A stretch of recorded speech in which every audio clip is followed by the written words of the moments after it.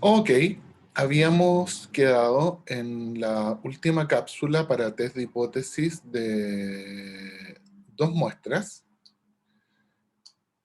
con esta diapositiva. ¿Ok? Entonces ya aprendimos más o menos cómo se saca los test de hipótesis para dos muestras para ver la diferencia, si hay diferencia significativa entre dos proporciones. ¿Ok?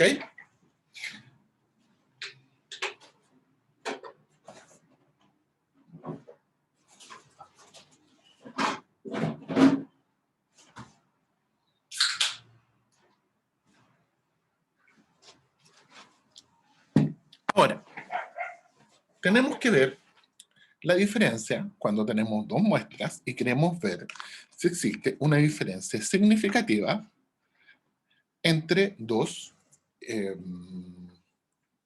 promedios. Uh-huh. Y la forma de proceder es bastante análoga a la que hicimos con los test de hipótesis para proporción. IMC, el IMC, el índice de masa corporal, lo podríamos medir. En general no se mide como un promedio, en general se mide como un porcentaje de gente que tiene un IMC mayor que el recomendable para la salud. ¿Ya? Pero vamos a usarlo de todas maneras como una medida de qué tan obesa está una población, en este caso de niños de ingresos bajos que tienen bastante, comparado con niños de ingresos altos, ¿no es cierto? Todos sabemos que los niños de ingresos bajos tienen problemas de obesidad porque la calidad de la alimentación de los niños de ingresos bajos es menor, tienen mayor consumo de carbohidratos, pastas, etcétera, que son más llenadoras, más fáciles de hacer, mucho consumo de pan, que es barato, y los niños de ingresos altos tienen más, más acceso a frutas, verduras y, y- y alimentos de mejor calidad. ¿Es efectiva una píldora para adelgazar? ¿Por qué tiene que ver esto con dos medias? A ver, dejemos ahí esa pregunta y sigamos adelante. ¿Ya? Pero de todas maneras, supongamos que estamos estudiando el IMC promedio de los niños de ingresos bajos con el IMC eh, de los niños de ingresos altos. ¿Ya? En este caso, vamos a hablar de dos muestras independientes. Para entender qué son muestras independientes, hay que entender qué son muestras dependientes. Uh-huh. ¿Qué son dos muestras dependientes? Muestras dependientes son cuando cada caso que yo estoy estudiando está muy emparejado con otro. Eso lo vamos a ver un poquito más adelante. Por ejemplo, el caso típico es cuando yo estoy emparejado conmigo mismo. Por ejemplo, yo tengo un peso, hago ejercicio, hago una dieta, etcétera, y me comparo conmigo mismo. Entonces, yo no soy independiente a mí mismo. Yo estoy emparejado. La muestra está emparejada de cada persona con cada persona. También podríamos trabajar, por ejemplo, con gemelos, ¿no es cierto? Tenemos un grupo de gemelos ya que tienen, se supone, más o menos las mismas circunstancias, y a cada gemelo le damos un distinto tratamiento, y ahí tenemos muestras que no son independientes. Las muestras están emparejadas, dependientes.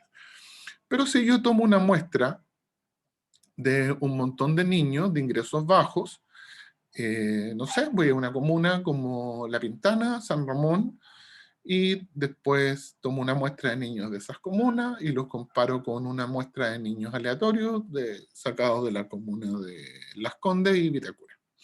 Y esas dos muestras son muestras independientes, no hay ninguna liazón, no hay ninguna perdón por el galicismo, no hay ninguna relación entre un niño con otro, digamos, no tenemos por qué unificarlo. Entonces ahí vamos a hablar de muestras independientes, que va a ser el primer caso que vamos a estudiar. En el segundo caso, vamos a comparar muestras en dos tiempos diferentes, que es el caso de las muestras dependientes. Espérense, voy a suspender un poco esto que me están llamando de acá. Entonces, ¿por qué yo puse que es efectiva una píldora para adelgazar cuando yo lo que quiero comparar es dos grupos? Bueno, la píldora para adelgazar es para comparar dos grupos, donde los grupos son compuestos por las mismas personas separadas por un tiempo. ¿Ya? Es decir, toman un grupo de 20 personas, le dan la píldora para adelgazar, esperan un tiempo, y el segundo grupo va a ser las mismas personas un tiempo después. ¿Ok? Entonces ahí van a tener muestras dependientes. Y en el primer caso, cuando estamos comparando niños de colegios de diferentes estratos económicos, entonces tenemos muestras que son independientes. El segundo caso, ¿ya? Cuando tenemos muestras dependientes, súper habitual en cuestiones biomédicas, cuando se prueba un fármaco, ¿ya? Es el típico análisis antes-después, antes-después, antes-después. Yo hago un tratamiento y veo qué pasa después. Entonces las muestras están pareadas, estamos hablando de las mismas personas, pero son dos muestras que en el fondo es una muestra en dos tiempos diferentes, ¿ya? Entonces esas muestras las vamos a llamar muestras pareadas o independientes.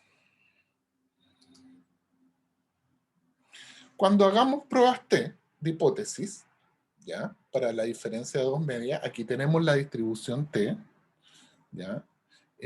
K infinito, esta es la normal, ¿ya? Y todas las otras curvas son las curvas T, que como ustedes pueden ver, son muy parecidas a la normal, pero tienen colas más anchas. Una prueba o test T de Student es cualquier tipo de prueba donde el estadístico ha utilizado la distribución de T-Student, ¿ya? Y eso es lo que vamos a hacer siempre cuando hagamos comparaciones de medias. Y van a haber dos grandes casos, ¿ya? Entonces, vamos a tener dos promedios, ¿ya? Y vamos a decir, bueno, tengo una muestra de un grupo, ¿ya? Y quiero comparar a ver si es diferente al promedio de este otro grupo, pero van a haber dos casos en los cuales voy a tener que proceder de manera distinta y el aparataje estadístico va a ser distinto. Yo, considerando que hemos pasado mucha materia, no les voy a hacer ejercicios a mano para que los hagan, pero sí les voy a dar ejercicios para que los puedan hacer en Stata rápidamente, ¿ya? Y de repente les puedo dar un ejercicio que yo se los hago a mano y ustedes lo comparan con el resultado que obtienen en Stata. ¿Cuáles van a ser los dos casos en los cuales yo voy a actuar de manera diferente? Uno va a ser el caso en que tenemos homocelasticidad y el otro en que hay heterocelasticidad. ¿Qué significa eso? Vamos a suponer que las distribuciones son normales, ¿ya? Por eso vamos a usar la distribución T. La distribución T es una especie de distribución normal cuando trabajamos con muestras pequeñas o que no conocemos o no conocemos bien su varianza, ¿ya? Pero eso no es lo importante. Aquí lo importante es que si vamos a tener una muestra donde las varianzas son parecidas, no tienen que ser exactamente iguales. Se habla de humo, que son iguales, ceasticidad, que tiene que ver con varianza, y se habla de heteroceasticidad. Pero no vamos a ser muy estrictos y vamos a considerar que en general dos muestras son homocedásticas, es decir, tienen una varianza parecida cuando la varianza sea más o menos parecida. ¿Ya? Y de hecho les voy a dar un criterio que a ustedes los puede dejar un poquito patitieso y les puede parecer un poquito chocante, pero lo vamos a ver. Y el criterio es el siguiente, es un criterio provisorio. Vamos a suponer que la varianza muestral, ¿ya? Que si la mayor varianza muestral no es más de 4 veces más grande a la menor, entonces podemos considerar las varianzas iguales. Es decir, tenemos un montón de datos, sacamos su varianza. Si una varianza, la más grande, no es más de 4 veces más grande que la otra, entonces podemos considerarlas iguales. O sea, es algo que podríamos considerar chocante, pero no hay problema porque uno cuando trabaja con ese supuesto, los resultados se han probado en simulaciones que funcionan bastante bien, ¿ya? Ahora, con los ejemplos que les demos, con los ejemplos que vamos a ver ahora, va a quedar mucho más claro esto. ¿Mm? Recuerden que hasta ahora hemos trabajado con una sola muestra. Ahora vamos a trabajar con dos muestras. Aquí tenemos dos muestras que podemos considerar de la misma varianza. Estas son de igual varianza. Ven que la anchura de la normal, estas son distribuciones normales que yo grafiqué en un programa muy bueno que existe, después se los voy a dar, que existe en internet, que se llama Wolfram Alpha, pueden buscarlo. Si lo escriben mal, igual se los van a dar. Es un programa gratuito que hace puras maravillas. Y estas son varianzas iguales. La única diferencia es que aquí tenemos una distribución centrada en 50 y acá tenemos una distribución centrada en 100, ¿ya? Mu 50, mu 100, pero si vemos, las varianzas son exactamente iguales. O sea, las anchuras, las variabilidades de estas distribuciones son exactamente las mismas, ¿ya? Y aquí no. Acá tenemos una distribución donde mu está centrado en 50, con una cierta desviación estándar o varianza, como quieran verlo, ¿ya? Aquí se me olvidó colocar cuál era el sigma de esto, pero acá el sigma de esta otra es mucho mayor. Entonces, las dos están centradas en 50. Aquí está el centro de la distribución en 50. Aquí está el centro de la distribución que también está en 50. Y su diferencia es la varianza. Esta tiene muchísimo mayor varianza que esta otra. Esta tiene una varianza de 100 y esta no sé qué varianza tiene, pero tiene una varianza bastante mejor y se nota a simple vista cuando yo la miro, simplemente veo la gráfica. ¿Mm? ¿Cómo se procede? Bueno, las fórmulas para proceder no son muy amigables, por eso generalmente no vamos a usar mano. Generalmente uno cuando la usa se equivoca porque se equivoca en alguna tontera. ¿Ok? Así que vamos a trabajar vamos a poner cómo se trabaja a mano. Vamos a hacer ejercicio a mano, lo voy a hacer yo, pero vamos a poner los ejemplos en Stata porque eso es lo que finalmente uno termina haciendo, ¿ya? En caso de que hubiéramos tenido un semestre más largo, con más tiempo, quizás les podría haber dado un ejercicio donde lo saquen a mano, pero la verdad no es mucho lo que van a ganar.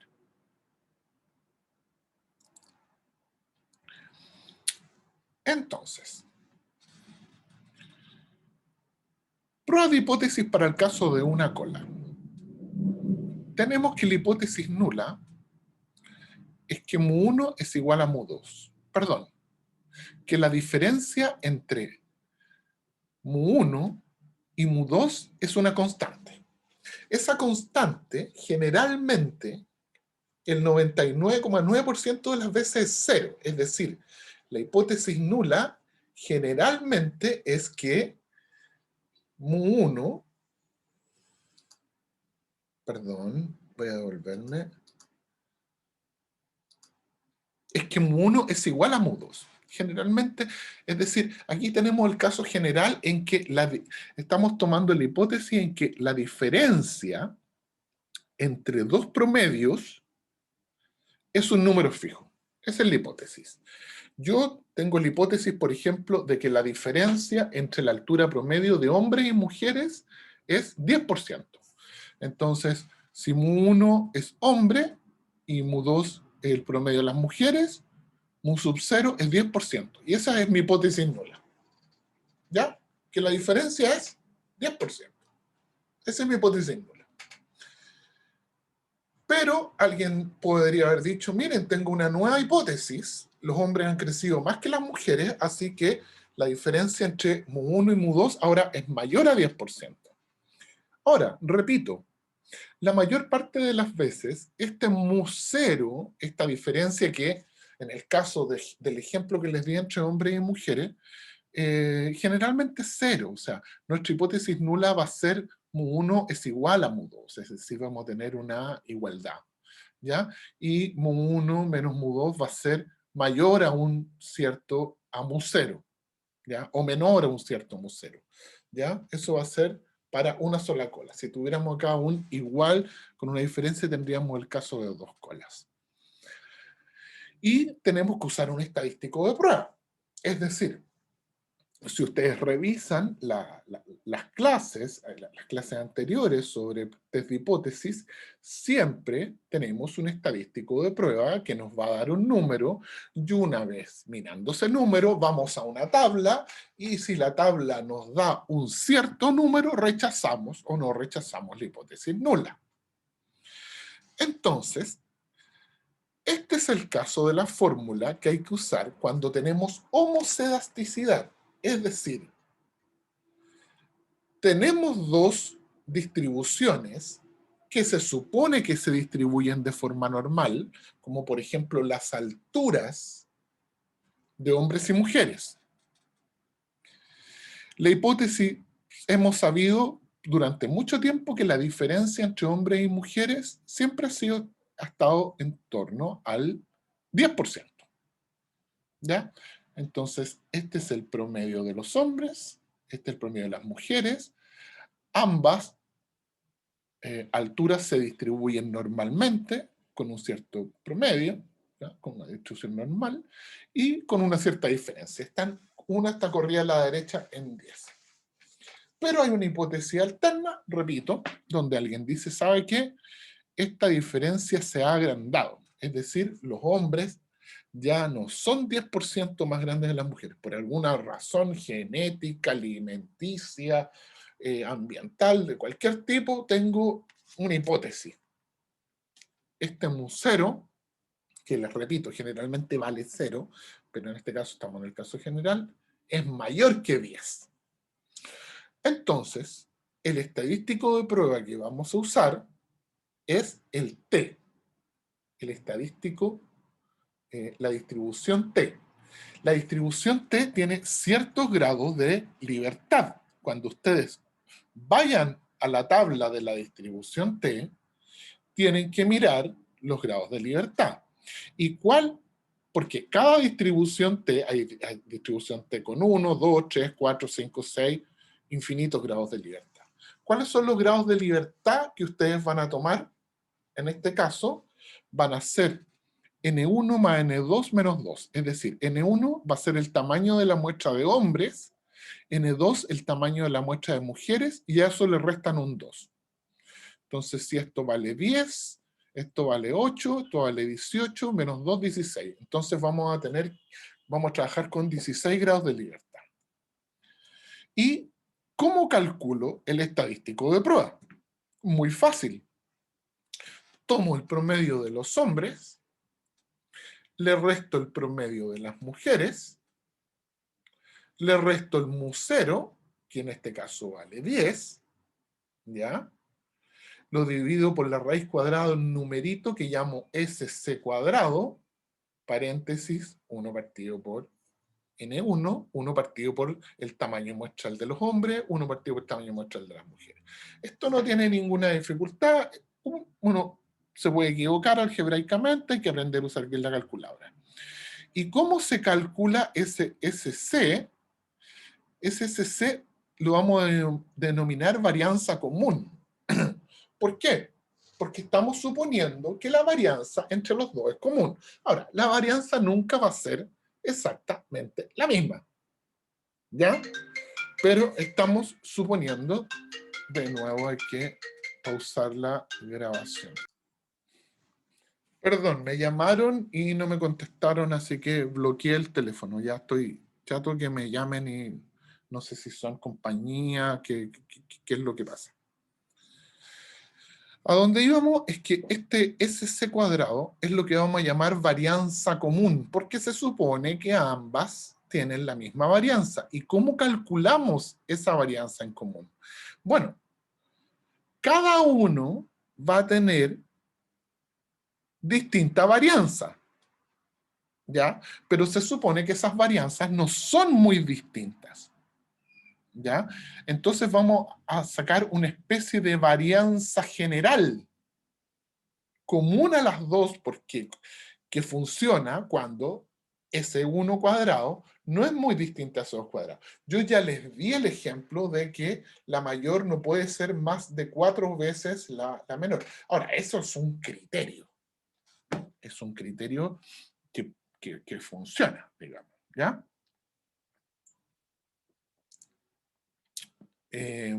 Y esto sencillamente es el tamaño muestral de los hombres más el tamaño muestral de las mujeres menos 2.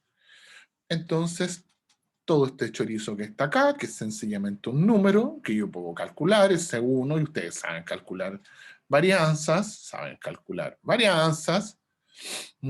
lo reemplazan acá, y esto les va a dar un número, ¿ya?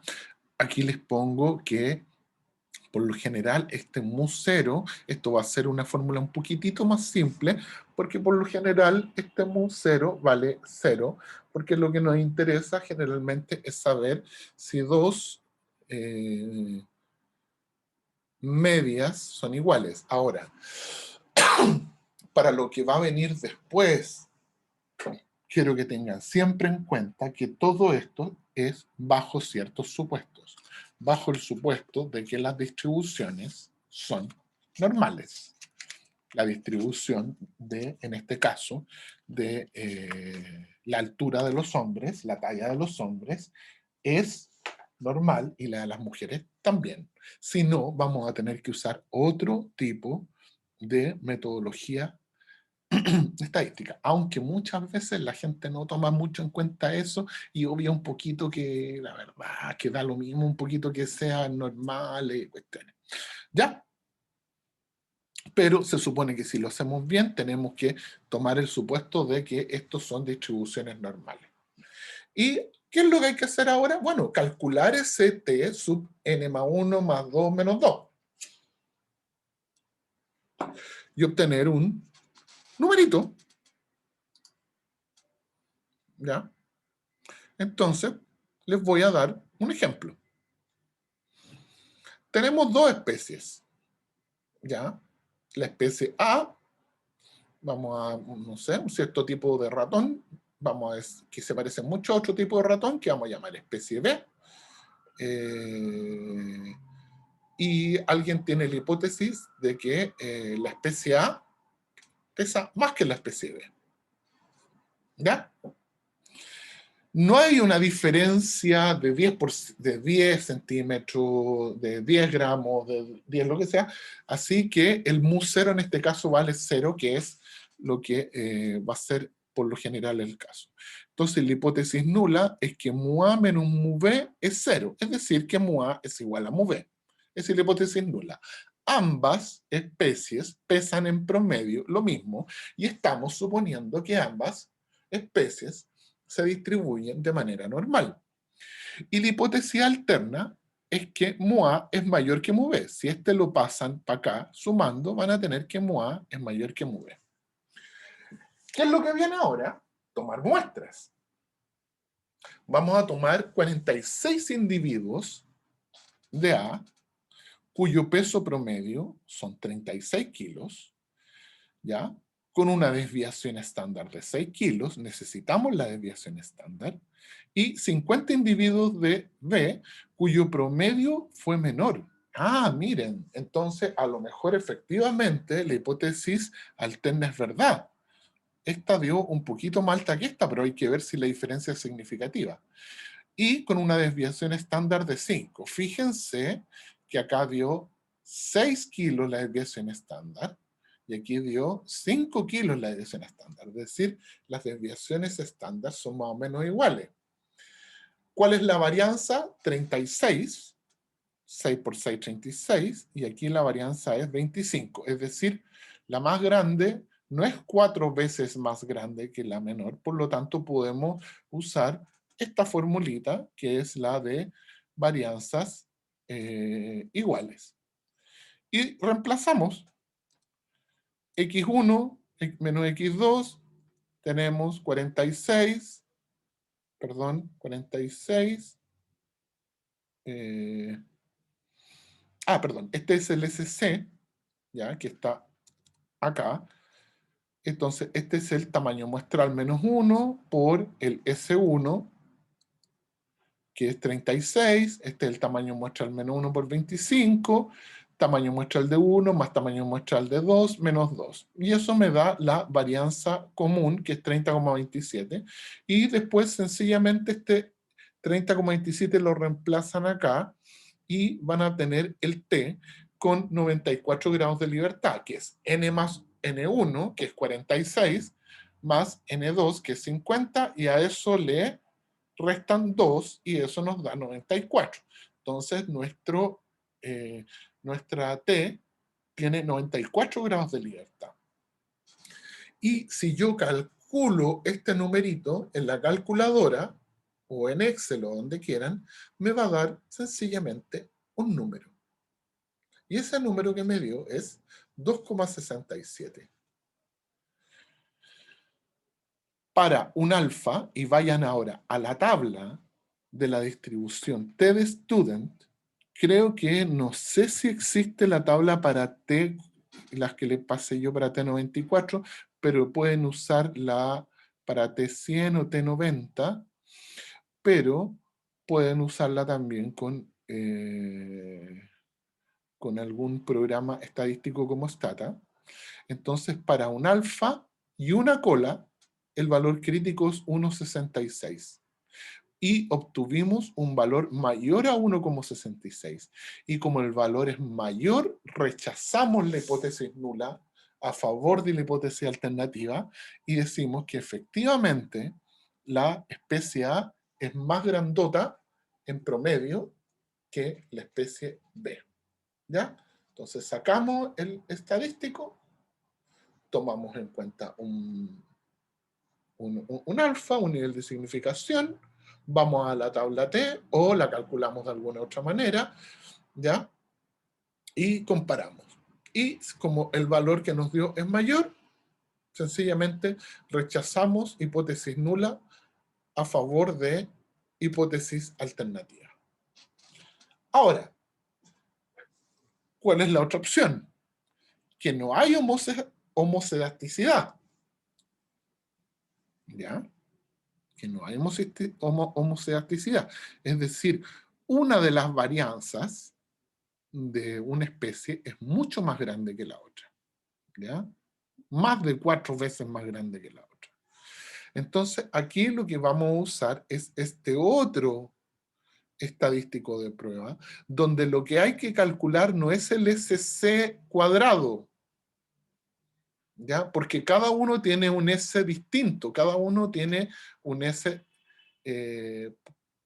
cada especie, cada muestra tiene un S distinto. Lo que hay que calcular acá va a ser los grados de libertad comunes que vamos a tener. Vamos a usar ciertos grados de libertad. Vamos a suponer que existe un musero, es decir, que existe una diferencia, estamos suponiendo que existe una diferencia, ¿se acuerdan del ejemplo de 10 centímetros? Ahora, bueno, ese musero generalmente va a ser 0, así que por ahora considerémoslo que ese musero vale 0 y así no nos hacemos problemas. Calcular esos grados de libertad se hace a través de este chorizo que no es tan difícil de calcular y es pura álgebra. ¿Ya? Pero de esta manera se calculan los grados de libertad, tomando en cuenta la varianza muestral de la muestra 1, de la muestra 2, el tamaño muestral de la muestra 1, el tamaño muestral de la muestra 2, y con eso hacemos un chorizo algebraico que nos va a dar los grados de libertad que tenemos que usar para mirar después en la tabla. Entonces vamos a ver aquí cuánto nos dio en este ejemplo y después vamos a calcular los grados de libertad. ¿Ya? Los grados de libertad, según la fórmula que está acá y los datos que yo les di, que calcúlenlos, son 3,23. Por lo tanto, nosotros, los grados de libertad que podemos tomar, si nos dio 3,23, vamos a tomar 3 grados de libertad. Perdón, me equivoqué. Estos son los grados de libertad. Los grados de libertad se calculaban de esta otra fórmula y nos dio esta fórmula 54,15. Por lo tanto, vamos a aproximar que los grados de libertad son 54. ¿Ya? Y calculamos el t. Ahora, ¿en qué t nos tenemos que fijar? ¿En qué grados de libertad del t nos tenemos que fijar? ¿Ya? Dado que ese t nos dio 3,23, en el t que tiene 54 grados de libertad, y es el que tenemos que ver en la tabla. El t sub 54 para alfa igual 0,5 y una cola tiene un valor crítico de 1,68. ¿Ya? O sea, el t que nos dio a nosotros es 3,23. Pero para un alfa de 0,05 y una cola, el valor crítico que van a ver en la tabla va a ser aproximadamente 1,68. Como tenemos 3,23, que es un valor bastante mayor a 1,68, de nuevo rechazamos hipótesis nula a favor de hipótesis alternativa y decimos que la especie A pesa más que la B. Es decir, esto sencillamente, una vez que se entiende, es una técnica de trabajo. ¿Ya? Y para terminar, vamos a ver lo que son las muestras dependientes, que esto sí podría aparecer en la prueba. ¿Por qué? Porque la fórmula para las muestras dependientes es una fórmula mucho más simple, ¿ya? Es simple de memorizar. Bueno, ustedes no tienen nada que memorizar porque pueden tener todo su material a mano, pero es una forma simple de calcular. Los grados de libertad son fáciles de calcular, es el tamaño de la muestra menos 1, ¿ya? Y les voy a dar un ejemplo para muestras dependientes. Entonces, esto podría salir quizás un calculito en una prueba. Veamos. Vamos a tener una diferencia, ¿ya? Cada observación está pareada con otra, ¿ya? La observación X1 está pareada con la observación 2. La observación 1 podría ser el peso de una persona en el tiempo 1 y el peso de la persona en el tiempo 2, y eso tiene una diferencia. Y queremos ver cuál es la diferencia de pesos. Cuando tengamos, como vamos a tener muchas observaciones y muchas diferencias de peso, yo puedo promediar esas diferencias de peso, y esas diferencias de peso además van a tener una desviación estándar. ¿Ya? La hipótesis ahora está referida a una diferencia, mu1 menos mu2. Es decir, si mu1 es el promedio de la gente antes de tomar una pastilla y mu2 es el promedio antes de tomar, después de tomar la pastilla y pasado un tiempo, yo quiero ver si este D es cero, es decir, la gente no subió ni bajó de peso, o efectivamente hubo un cambio, ¿ya?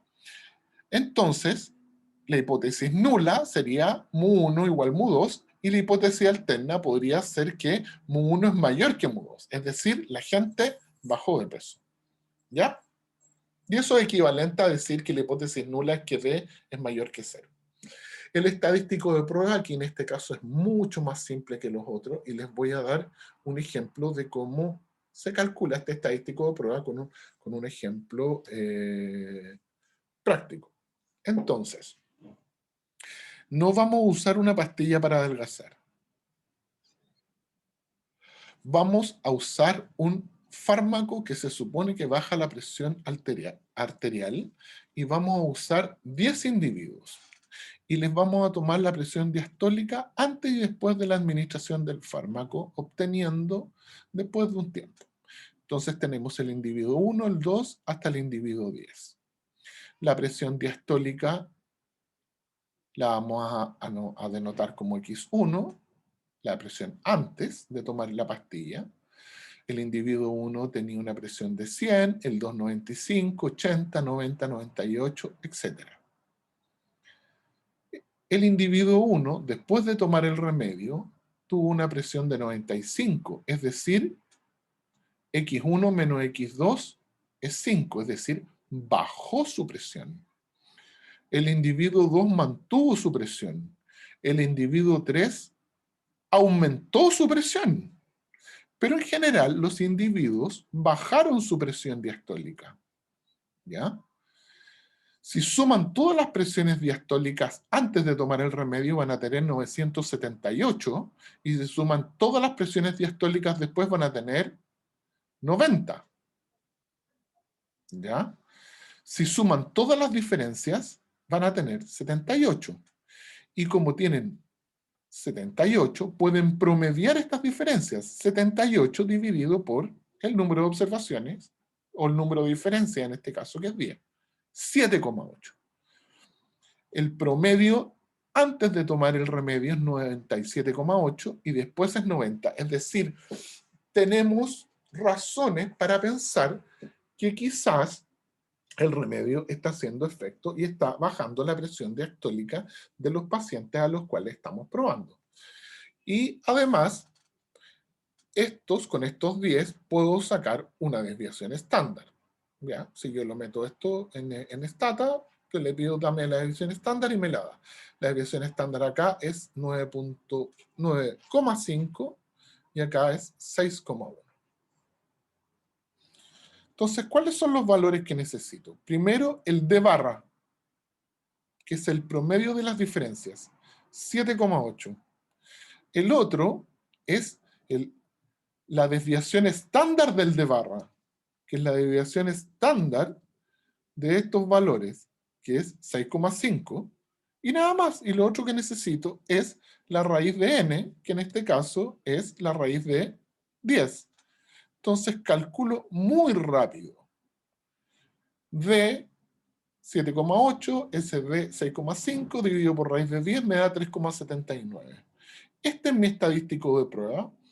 ¿Con cuántos grados de libertad lo uso? Con 9 grados de libertad.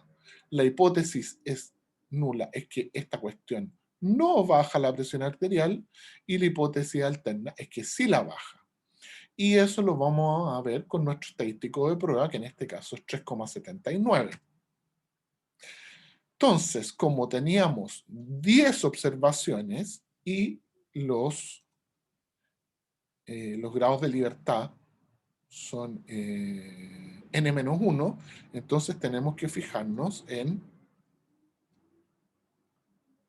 T con 9 grados de libertad. Vamos a la tabla y vemos para T con 9 grados de libertad, para un alfa de 0,05 y una cola, vamos a obtener un valor crítico de 1,833. 3,79 es bastante mayor, por lo tanto rechazamos la hipótesis nula a favor de la hipótesis alternativa. Efectivamente podemos rechazar la hipótesis nula de que el fármaco deja igual la presión a favor de la hipótesis alterna de que efectivamente el fármaco funciona y baja la presión arterial. Esto se los dejo de tarea. Esto es otro test de hipótesis que es para probar homocedasticidad, para ver si tenemos dos distribuciones y queremos ver si las varianzas son iguales, las varianzas poblacionales son iguales o son distintas. Y para eso se usa la distribución F y les doy un ejemplo, ¿ya? Y el ejemplo lo hacen de tarea. De todas maneras, esto no va a entrar, pero lo pueden usar igual de tarea. Entonces, con esto terminamos la parte de pruebas de hipótesis para dos muestras. Les repito, esto no va a entrar en la prueba de manera... no, va a entrar, puede entrar en la prueba, más que nada como una cuestión conceptual y quizás les pueda hacer un ejemplo muy sencillo, fácil de calcular, donde tengan que usar, por ejemplo, muestras pareadas donde la fórmula es mucho más difícil equivocarse. Entonces vamos a dejar hasta acá y vamos a detener la grabación, la vamos a guardar y la vamos a subir a nuestra plataforma. Así que tengan, bueno, yo tengo las 12:29, que tengan buenas tardes. Detener grabación. Hasta luego.